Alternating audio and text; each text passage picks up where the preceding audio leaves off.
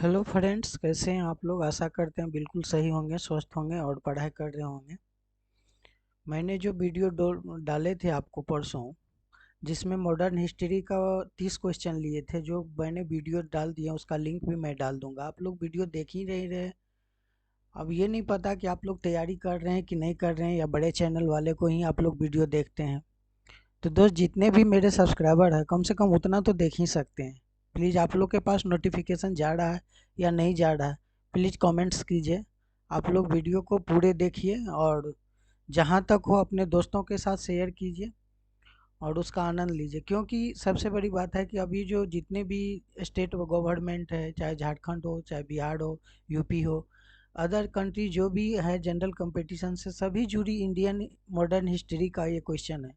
कल हमने जो है भारतीय कला संस्कृति का वीडियो डाले थे, तो आप लोग वीडियो देख क्यों नहीं रहे हैं, ये मुझे समझ में नहीं आ रहा है। या आप लोग तक नोटिफिकेशन नहीं जा रहा है या कुछ भी, तो थोड़ा सा कमेंट्स कीजिए। आप लोग के मोटिवेशन की मुझे बहुत ज़रूरत है, और आप लोग मोटिवेट करेंगे तभी हम लोग आगे सक्सेस कर पाएंगे या आप लोग के लिए वीडियो बना पाएंगे। ठीक है, तो चलिए आज के सेशन का जो पहला क्वेश्चन है कि महात्मा गांधी का दांडी मार्च किस जन आंदोलन की शुरुआत हुई थी। ये जो मॉडर्न हिस्ट्री का जो है, ये सेकंड पार्ट है, इसीलिए आप लोग पहला पार्ट का भी लिंक इसमें रहेगा, उसको भी देख करके तब इस वीडियो को देखिए। टोटल आप लोग का मॉडर्न हिस्ट्री से देखिएगा, क्वेश्चन पकड़ाएगा, है ना। क्योंकि ये सिलेक्टेड क्वेश्चन है, आप लोग देखेंगे तब तो समझ में आएगा। तो क्वेश्चन है कि महात्मा गांधी का दांडी मार्च के साथ किस जन आंदोलन की शुरुआत हुई थी।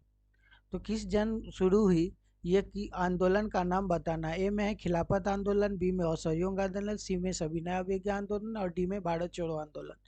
तो ये अब महात्मा गांधी का जो दांडी मार्च के साथ जो हुआ था, ये पूछ रहा है कि किस जन आंदोलन की जो है शुरुआत हुई थी, इसके बारे में बताना है। तो उसका सही उत्तर हो जाएगा आपको ऑप्शन नंबर सी, सविनय अवज्ञा आंदोलन। अभी सविनय अवज्ञा आंदोलन से जुड़ी हुई कुछ नोट्स जारी किए हैं, जिस नोट्स को पढ़ कर के आप उससे एक से अनेक क्वेश्चन को बना सकते हैं। दांडी यात्रा अथवा नमक सत्याग्रह की शुरुआत 12 मार्च 1930 को साबरमती आश्रम में हुई। तो याद रखिए कि नमक सत्याग्रह और दांडी यात्रा, ये दोनों का जो है शुरुआत है, कब हुआ था ये पूछ रहा है। तो ये 12 मार्च 1930 को हुआ था। कहाँ पर हुआ था, तो साबरमती आश्रम में हुआ था। और 6 अप्रैल को यात्रा पूरी होने पर गांधी जी ने दांडी नामक स्थान पर नमक बनाकर ब्रिटिश कानून को तोड़ा था, है ना। ब्रिटिश कानून को कब तोड़ा था, तो 6 अप्रैल को। किसने तोड़ा था, तो गांधी जी ने, है ना। और ये दांडी नामक स्थान है जहाँ पर नमक को बनाकर ब्रिटिश के कानून को तोड़ा था। और यह आंदोलन ब्रिटिश सरकार की जो है आबकारी नीति के विरुद्ध था। ब्रिटिश सरकार द्वारा नमक सत्याग्रह उत्पादन पर लगाया गया था, उसको भी आप लोग याद रखिए, क्योंकि आप लोग को जॉब लेना है तो एक एक वीडियो तो देखते ही होंगे, लेकिन जिसका सब्सक्राइबर कम है उस सब का वीडियो का आप लोग इग्नोर करते हैं। ये लोग बहुत मेहनत करता है, उसका भी वीडियो देखा कीजिए, ठीक है। नेक्स्ट नंबर क्वेश्चन है कि निम्नलिखित में से किसे अंग्रेजी शिक्षा का मैग्ना कार्टा कहा जाता है। क्वेश्चन समझ गए होंगे, अंग्रेजी शिक्षा का मैग्ना कार्टा किसे कहते हैं। चलिए ऑप्शन देते हैं। ए में आपका वुड का आदेश पत्र, बी में है हॉर्टगेज समिति का रिपोर्ट, सी में है भारतीय शिक्षा पर लॉर्ड मैक्रोल का विवरण, और डी में है इनमें से कोई नहीं। पढ़े हैं तो कमेंट्स में उत्तर बताइए। तो उसका सही उत्तर हो जाएगा भारतीय जो शिक्षा पर लॉर्ड मैक्रोल का विवरण, सी बिल्कुल सही उत्तर है। नेक्स्ट जो है उसका कुछ नोट्स जारी किए हैं, उसको आप लोग पढ़िए।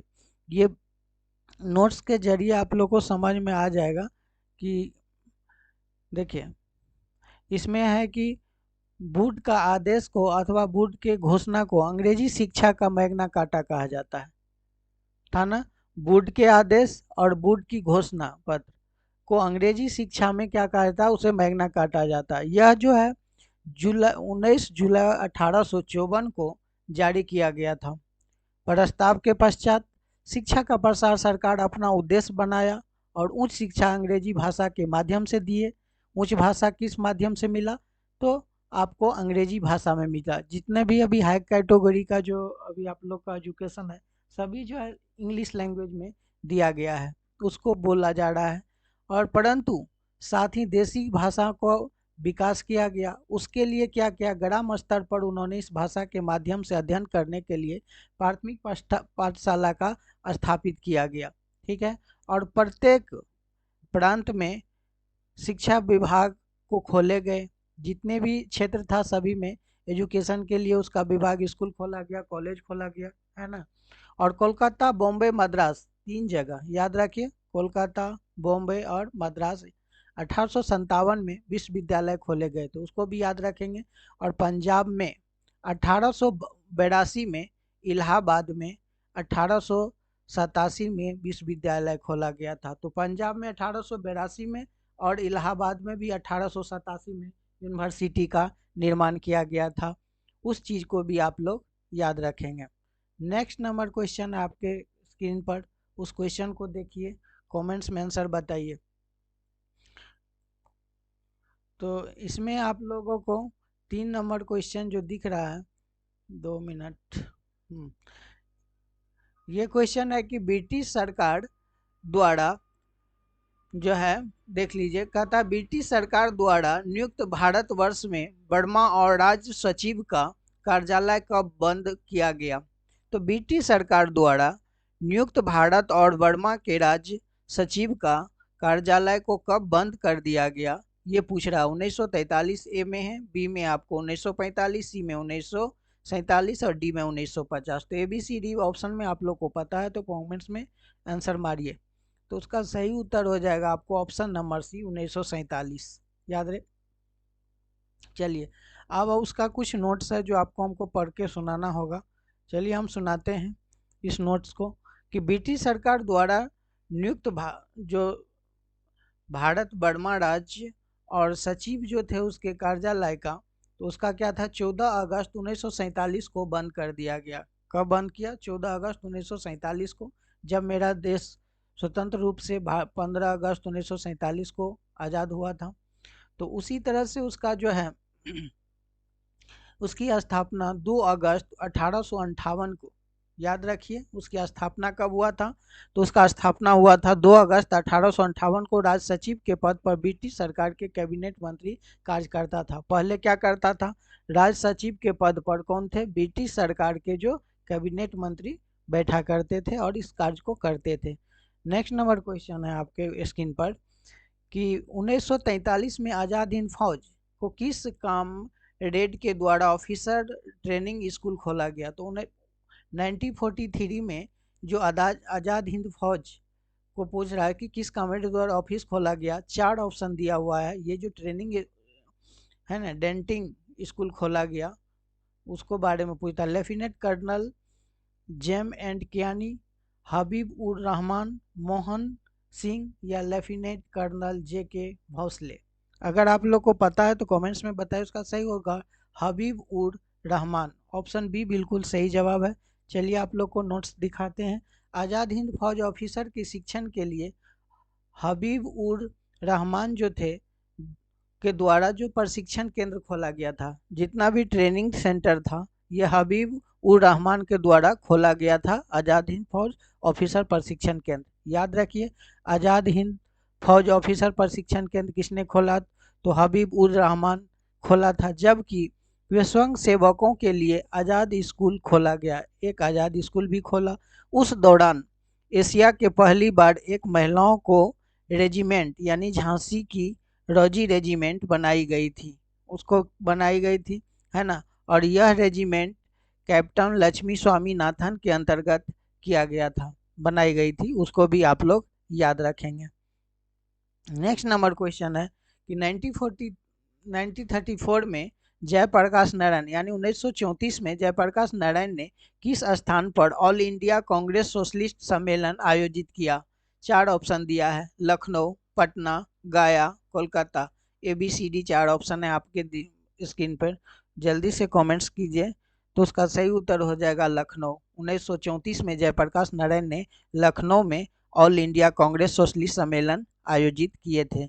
चलिए उसका नोट्स बताते हैं कब किए थे। तो ये जयप्रकाश नारायण का तो जन्म हुआ था कब, 11 अक्टूबर 1902 को, कहाँ पर, बंगाल के प्रेसिडेंसी में, ठीक है। और 1934 में उन्होंने कांग्रेस सोशलिस्ट पार्टी की स्थापना की थी और वे जो है गांधीवादी सोशलिस्ट भी थे। तो गांधीवादी सोशलिस्ट कौन थे? तो जयप्रकाश नारायण। जयप्रकाश नारायण का जन्म 11 अक्टूबर 1902 बंगाल प्रेसिडेंसी में हुआ था। 1934 में कांग्रेस सोशलिस्ट पार्टी की स्थापना की थी। ये सब पॉइंट्स को नोट डाउन कीजिए और याद रखिए। नेक्स्ट नंबर क्वेश्चन है 1773 में ब्रिटिश सरकार, देखिए 1773 में ब्रिटिश सरकार ने ईस्ट इंडिया कंपनी के क्षेत्र में जो सरकार के द्वारा स्थापित की गई जो रेगुलेटिंग एक्ट था 1773 का, उसके द्वारा कार्य किया गया। तो उसके पीछे का मुख्य कारण क्या था, ये आप लोग से पूछा जा रहा है। तो पहला है कि ए में है ईस्ट इंडिया कंपनी ऑफिसर भ्रष्टाचार की संलिप्त होते या ईस्ट इंडिया कंपनी के भारतीय शासकों के कड़े प्रतिरोध का सामना करना पड़ रहा था। सी में है फ्रेंच ईस्ट इंडिया कंपनी के प्रतिस्पर्धा से ब्रिटिश ईस्ट इंडिया कंपनी का सारा व्यापार समाप्त हो गया। डी में है ईस्ट इंडिया कंपनी की दिवालियां हो गई थी। तो कौन सा सही है, उसका कारण क्या था? तो आप लोग को उसका कारण बताना है। तो सही उत्तर हो जाएगा आपका ईस्ट इंडिया कंपनी जो है दिवालियां हो गई थी। डी सही है। चलिए आप लोग को बताते हैं 1973 का जो था ब्रिटिश इंडिया कंपनी की पूरी तरह दिवालियां हो गई। ब्रिटिश जो ईस्ट इंडिया कंपनी थी दिवालियां कब हुई? तो ये हुआ था 1773 में और मजबूरन उसे ब्रिटिश सरकार ने 1 मिलियन पाउंड का ऋण के लिए आवेदन करना पड़ा था। किसके लिए? 1 मिलियन पाउंड जो था उसको लोन लेना था, ऋण लेना था, उसके लिए मजबूरन जो है सरकार से आवेदन पड़ा। और इस घटना को देखते हुए ब्रिटिश के प्रधानमंत्री कौन थे? लॉर्ड नॉर्थ ने उसे बीआई प्रक्रिया का उपयोग करके ईस्ट इंडिया कंपनी के अधिकार क्षेत्र में सरकार की व्यवस्था की और यह प्रक्रिया रेगुलेटिंग एक्ट 1773 द्वारा पूरी की गई थी। तो उसको भी आप लोग याद रखेंगे, ठीक है। नेक्स्ट नंबर क्वेश्चन पे चलते हैं कि सेवन कांग्रेस के ने किस अधिवेशन में दादा भाई नौरोजी को पहली बार कांग्रेस के अध्यक्ष चुने थे? तो दादा भाई नौरोजी को किस अधिवेशन में? बॉम्बे अधिवेशन, कोलकाता अधिवेशन, लखनऊ या कराची? 4 अधिवेशन का नाम है, कमेंट्स कीजिए। तो उसका सही उत्तर क्या है ये आप लोग को बताना है। तो उसका सही उत्तर होगा ऑप्शन नंबर बी, कोलकाता अधिवेशन। चलिए उसको आप लोग को जो उसका जो पहली बार जो है ये चुना गया था, 7 का बी है, देखते हैं।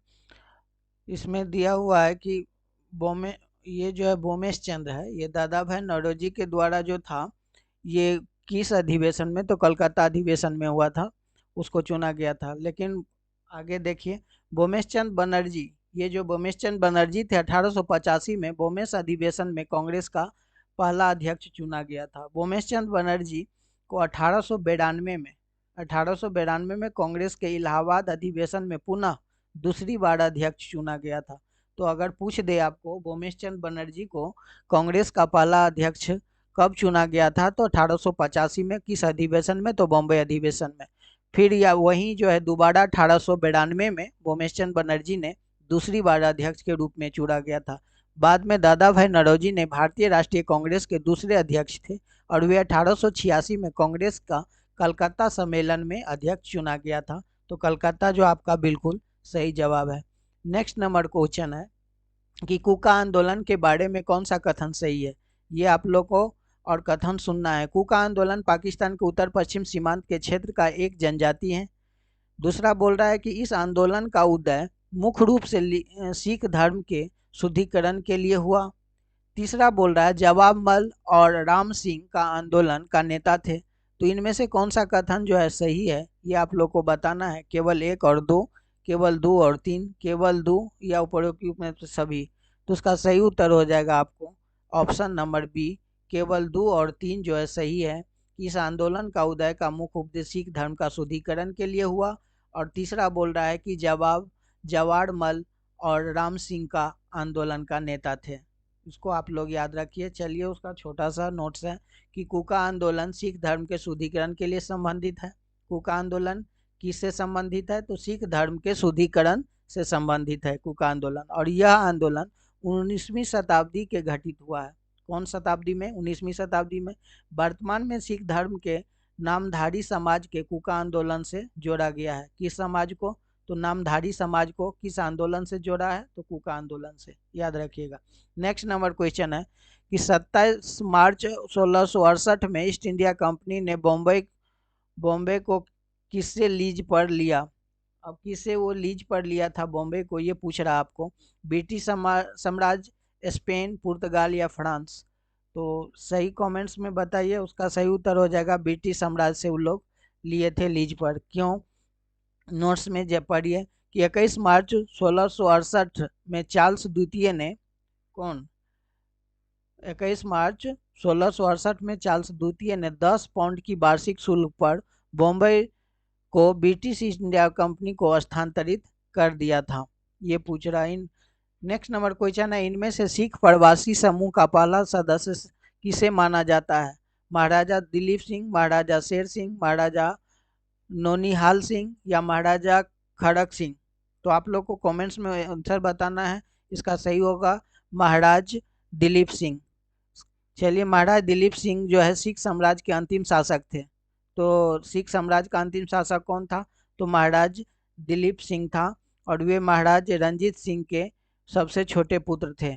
दिलीप सिंह कौन थे? तो रंजीत सिंह के सबसे छोटे पुत्र थे। नेक्स्ट नंबर क्वेश्चन बोल रहा है, किस युद्ध में रॉबर्ट क्लाइव युद्ध के बंदी थे?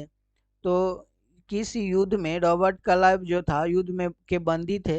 प्रथम कर्नाटक युद्ध, द्वितीय कर्नाटक युद्ध, तृतीय कर्नाटक युद्ध या 7 वर्षीय युद्ध?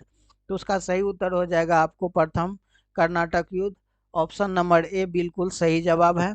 और प्रथम कर्नाटक युद्ध हुआ कब था? 1744 से 1748 के बीच में। और इस युद्ध में रॉबर्ट क्लाइव युद्ध के बंदी था, परंतु किसी तरह से भाग निकलने में सफल हुआ। वहां से वे किसी तरह से भाग निकले। उसको भी आप लोग याद रखिएगा। प्रथम कर्नाटक युद्ध 1744 से 1748 तक हुआ था। उसको रॉबर्ट क्लाइव जो है उस युद्ध में बंदी हो गए थे। नेक्स्ट नंबर क्वेश्चन है, निम्नलिखित में से किस मुगल सम्राट ने 1857 के विद्रोह में भारत के सम्राट की घोषणा की? बहादुर शाह द्वितीय, अकबर शाह द्वितीय, नाना साहब पेशवा या शाह आलम द्वितीय? तो उसका सही उत्तर आप लोग को मालूम है तो सही कमेंट्स कीजिए। उसका सही उत्तर होगा बहादुर शाह द्वितीय। ऑप्शन ए जो है बिल्कुल सही है। अंतिम मुगल सम्राट बहादुर शाह द्वितीय ने 1857 में भारतीय विद्रोह और भारत के सम्राट की घोषणा की। किसका? भारत विद्रोह और भारत सम्राट की घोषणा किसने की?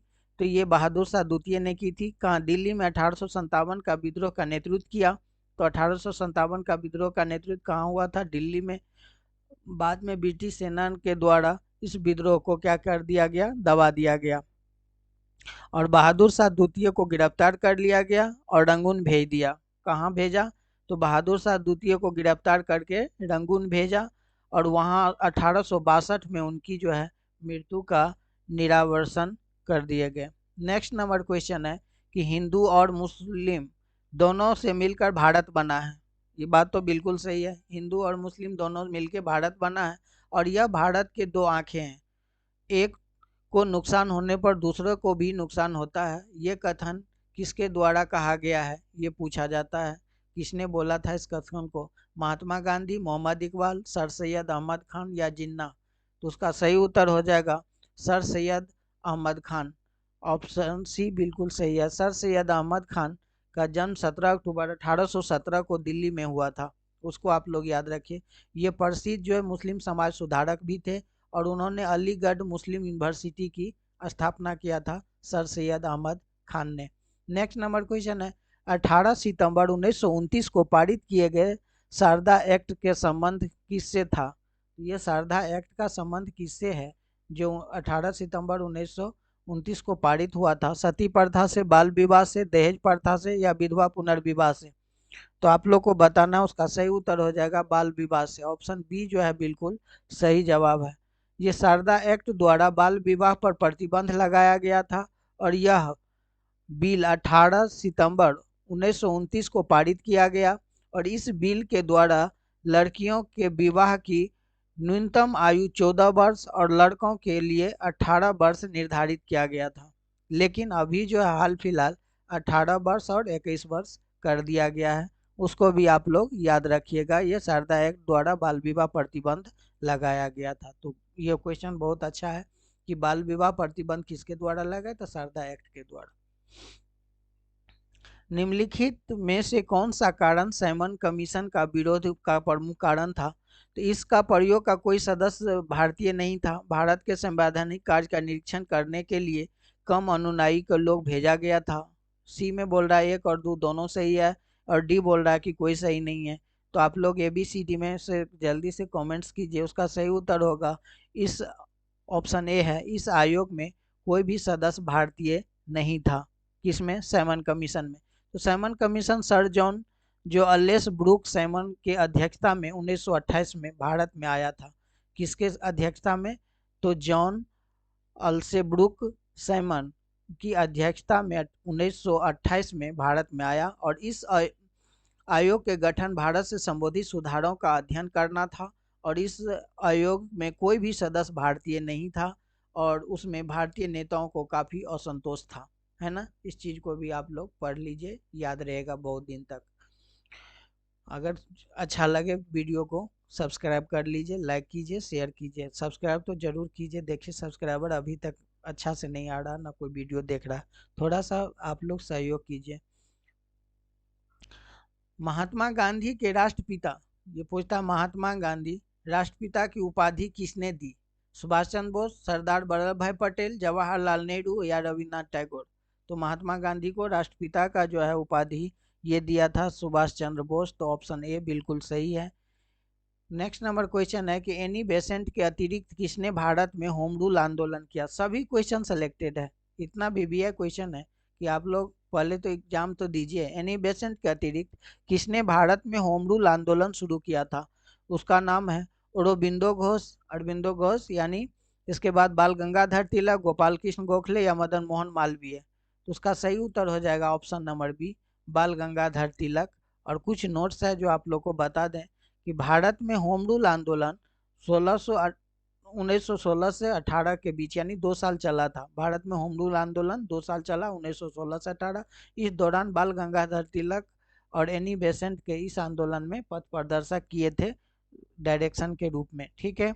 निम्नलिखित में से किसे गवर्नर का कार्यकाल भारत में लोक निर्माण के विभाग की स्थापना हुई 1848 में की गई? तो 1848 में किस गवर्नर के कार्यकाल में पूछ रहा है? तो lord Dalhousie, lord William Bentinck, lord Wellesley या lord Viscount Canning?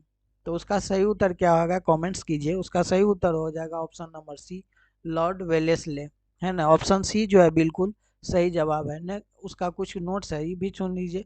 Lord Dalhousie के कार्यकाल जो था 1848 में लोक निर्माण के विभाग स्थापना प्रत्येक प्रेसिडेंसी में की गई थी। उसके साथ इंजीनियरिंग कॉलेज भी खोला गया था, उसको भी याद रखिए। और उनके कार्यकाल में भारत टेलीग्राफ व्यवस्था और रेल लाइन की स्थापना की गई थी लॉर्ड डलहौजी के समय में, उसको भी आप लोग याद रखेंगे। ब्रिटिश सेना के लिए निर्मित अन्न भंडार गिरी यानी गोलघर, अगर आप नाम सुने हैं तो ये किस स्थान पर है? भोपाल में है कि पटना में, वाराणसी में, या दोनों वाराणसी दे दिया है? तो उसका सही उत्तर हो जाएगा ये आपको पटना में है गोलघर। अब ये गोलघर का निर्माण कब हुआ था? तो उसका निर्माण हुआ था 20 जुलाई 1876 में। और इसमें क्या किसके लिए निर्माण किया गया? तो अन्नग्राह के लिए, मतलब यहाँ पर अन्न भंडार होता था। अभी तो बहुत पुराना हो गया, अभी तो रिपेयरिंग और चल रहा अभी वहाँ। गवर्नर जनरल कॉर्नर हेस्टिंग्स के आदेश पर 1784 में शुरू किया गया था। तो ये 1784 के ही गोलघर है। आप सोच सकते हैं कितने ईसा पूर्व है। अभी तो 2000 चल रहा है, 17 से 18, 19, अभी 2000। चलिए नेक्स्ट नंबर क्वेश्चन है कि गीता रहस्य नामक पुस्तक किस स्वतंत्रता सेनानी ने लिखी है? तो गोपाल कृष्ण गोखले, बाल गंगाधर तिलक, विधान चंद्र राय या KM मुंशी? तो उसका सही उत्तर हो जाएगा आपको ऑप्शन नंबर बी, बाल गंगाधर तिलक ने ये लिखा था। कैसे लिखा था चलिए उसको पढ़ते हैं। ये गीता रहस्य बाल गंगाधर तिलक के द्वारा मराठी भाषा में है। पूछ देगा गीता रहस्य किस भाषा में लिखा गया था? तो मराठी भाषा में लिखी गई थी। उस पुस्तक की रचना के समय 1915 में बर्मा के मांडले जेल में थे कौन? बाल गंगाधर तिलक। और इस पुस्तक को उन्होंने भागवत गीता में कर्मयोग के संदेश पर भी प्रकाश डाला है। इस भागवत गीता का कर्मयोग जो है उसका भी उस पुस्तक में उन्होंने कुछ प्रकाश डाले हैं बाल गंगाधर तिलक के द्वारा। नेक्स्ट नंबर क्वेश्चन है, पी मित्रा के नाम पर किस क्रांतिकारी संगठन की स्थापना का साथ जुड़ा हुआ है? अनुशीलन अनुशीलन समिति, इंडिया हाउस, जुगांतर या उपरोक्त में से कोई नहीं? तो उसका सही उत्तर हो जाएगा आपको ऑप्शन नंबर ए, अनुशीलन समिति। अनुशीलन समिति की स्थापना 24 मार्च 1902 को प्रथम नाथ मित्रा के ने की थी। ये जो परमथ नाथ मित्रा है उसके द्वारा अनुशीलन समिति की किया गया था, और इस समिति के साथ श्री औरोबिंदो और देश बंधु चित्तरंजन दास, सुरेंद्र नाथ टैगोर, जितेंद्र नाथ बनर्जी और बाधा जीतन, भूपेंद्र नाथ दत्ता और वारिंद्र घोष जैसे लोग भी जुड़े थे। तो इसमें बहुत सारे लोग जुड़े थे अनुशीलन समिति में, उसको भी आप लोग याद रखिए, जो 14 मार्च 1902 को हुआ था। नेक्स्ट नंबर क्वेश्चन है कि गुरुमुखी लिपि किस सिख गुरु के द्वारा लिखी गई है? ये भी क्वेश्चन बार बार पूछा जाता है, उसको भी नोट डाउन कीजिए कि गुरुमुखी लिपि किस सिख गुरु के द्वारा शुरू की गई? गुरु अंगद, गुरु गोविंद सिंह, गुरु अर्जुन सिंह या गुरु हरि राय? तो उसका सही आंसर आप लोग को बताना है। उसका सही आंसर है option number A, Guru Angad के द्वारा गुरुमुखी लिपि का जो है लिखा गया था, शुरू किया गया था। तो गुरु नानक जो थे, जो सिख धर्म के संस्थापक थे, गुरु नानक कौन थे? ये सिख धर्म के संस्थापक थे। उन्होंने अपने बाद गुरु अंगद को जो है अपना जो है उत्तराधिकारी नियुक्त किया, और गुरु अंगद सिख धर्म के दूसरे गुरु थे, है ना। और गुरु अंगद ने गुरु नानक की रचनाओं को संकलन किया और उन्होंने गुरुमुखी लिपि का विकास किया, उसको भी आप लोग याद रखेंगे। नेक्स्ट नंबर क्वेश्चन है कि किस समाजवादी नेताओं ने जेल से भागकर भारत छोड़ो आंदोलन का हिस्सा लिया था? यह भी क्वेश्चन बार बार पूछता है कि किस समाजवादी नेता, यानी राम मनोहर लोहिया, मीनू मसानी, जयप्रकाश नारायण या अच्युत पटवर्धन? तो उसका सही उत्तर हो जाएगा आपको option number A, Ram Manohar Lohia, है ना। ये राम मनोहर लोहिया का जन्म कब हुआ था? तो इसका जन्म हुआ था 23 मार्च 1910 को। कहाँ पर हुआ था? तो अकबरपुर में हुआ था, और वे स्वतंत्रता सेनानी और समाजवादी भी थे, और ये कांग्रेस सोशलिस्ट पार्टी के संस्थापक भी थे, उसको भी आप लोग याद रखिए। नेक्स्ट नंबर क्वेश्चन है कि फैजाबाद में 1857 के विद्रोह का नेतृत्व किसने किया था? 4 ऑप्शन है, राव तुलाराम, खान बहादुर खान या अलीजिमुल्लाह खान, अहमदुल्ला? तो चारों ऑप्शन में से सही उत्तर आप लोग को बताना है। तो उसका सही उत्तर होगा अहमदुल्ला, है ना। ये फैजाबाद में 1857 का विद्रोह नेतृत्व किया था अहमदुल्ला के द्वारा। अब चलिए उसको कुछ नोट्स हैं। जो फैजाबाद में 1857 का विद्रोह का नेतृत्व मौलवी अहमदुल्ला ने किया था, तो उन्होंने क्या किया था? चिन्हट में प्रसिद्ध लड़ाई लड़ी थी, और उसके स्तर पर सर हेनरी लॉरेंस के अधीन ब्रिटिश सेना में हार गई थी। कौन? यही आपका मौलवी अहमदुल्ला ने। और अंत में अंग्रेजों ने विद्रोह का कठोरता दबा दिया, है ना। तो अंग्रेजों जो हर एक चीज को दबाने का काम करता था। कहता बंगाल में पिपली निम्नलिखित में से किसके लिए प्रसिद्ध है? बंगाल में जो पिपली है ये किसके लिए है? कि पहला डच कारखाना है वहाँ, या पहला पुर्तगाली कारखाना है, पहली फ्रांसीसी फैक्ट्री है, या पहली ब्रिटिश फैक्ट्री है? तो ये जो था डच के द्वारा जो बंगाल में पिपली में, उसका भी आप लोग कमेंट्स में बताइए किसके लिए प्रसिद्ध था वो। तो ये जो है आपको पहला डच कारखाना था वहाँ पर, उसके लिए प्रसिद्ध था। और ये डच का कारखाना जो है 1605 में आंध्र प्रदेश के मुसलीपट्टनम से अपना पहला कारखाना स्थापित किया, और 1630 में उन्होंने बंगाल के जो पिपली में एक कारखाना को स्थापित किया, बाद में उसे छोड़ दिया गया, और वे बंगाल से रेशम और कपड़ा लाते थे। उसको भी आप लोग पढ़िए, ताकि ज्ञान के भंडार कभी खाली नहीं होना चाहिए। हमेशा कमेंट्स कीजिए, शेयर कीजिए और दोस्तों के साथ, और सब जो नए हैं प्लीज़ चैनल को सब्सक्राइब करके बेल आइकन दबाइए। नेक्स्ट क्वेश्चन है, ब्रिटिश ईस्ट इंडिया कंपनी का गठन निम्नलिखित में से किस शासक के शासनकाल में हुआ था? हेनरी जेम्स प्रथम, चार्ल्स प्रथम या एलिजाबेथ प्रथम? तो आप लोग को सही उत्तर बताना है। उसका सही उत्तर हो जाएगा ऑप्शन नंबर डी, एलिजाबेथ प्रथम के समय में ब्रिटिश इंडिया कंपनी का गठन किया गया था। और नेक्स्ट है, ब्रिटिश इंडिया कंपनी का गठन एलिजाबेथ प्रथम के शासनकाल के दौरान हुआ था। और वे कपास, रेशम, इंडिगो, डाई, नमक और साल्ट पीटर, चाय, अफीम की व्यापारी करते थे। और ये कंपनी जो है 1600 ईस्वी में महारानी एलिजाबेथ से रॉयल चार्टर प्राप्त हुआ, है ना। नेक्स्ट नंबर क्वेश्चन है, निम्नलिखित में युद्धों का कालानुक्रम, यानी युद्ध जो हुआ था उसको किस समय से हुआ था इसमें व्यवस्थित करना है। सेंट थॉमस की लड़ाई, है ना, वांडी वास की लड़ाई और अंकबूर की लड़ाई। नीचे दिए गए कोड से सही विकल्प को चुनना आप लोगों को। पहला कौन सा था, दूसरा कौन है, तीसरा कौन है। पहला में 1 2 3, दूसरा में 1 3 2, सी में है 2 1 3 और डी में है 3 1 2। बताइए उसका कालक्रम किस तरह से सजाया गया है। तो उसका सही उत्तर क्या होगा इसमें आप लोग देख लीजिए आराम से। तो उसका सही उत्तर हो जाएगा ऑप्शन नंबर बी, पहले 1 फिर 3 फिर 2, है ना। तो हुआ था सेंट थॉमस की लड़ाई 1700 कितना 46 में।